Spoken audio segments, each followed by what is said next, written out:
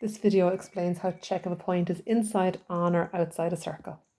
So we know that the equation of a circle is written in the form x squared plus y squared equals r squared when the centre of the circle is 0, 0.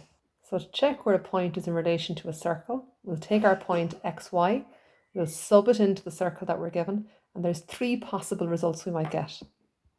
We might get x squared plus y squared is less than r squared, in which case the point is inside the circle.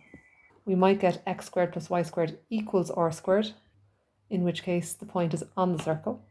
Or we could get x squared, quick little edit there. We could get x squared plus y squared is greater than r squared, in which case the point is outside the circle.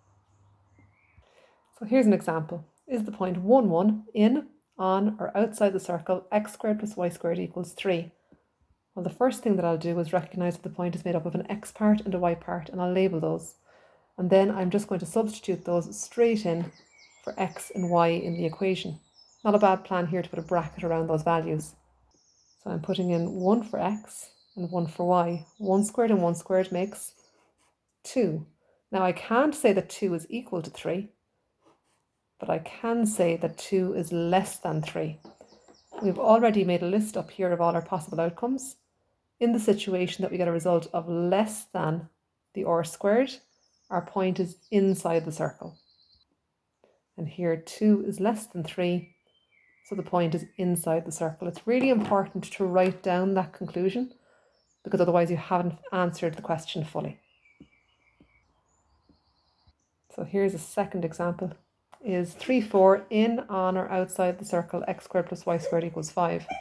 The first thing that I do is I put an x and a y over the 3 and the 4, and then I substitute them in.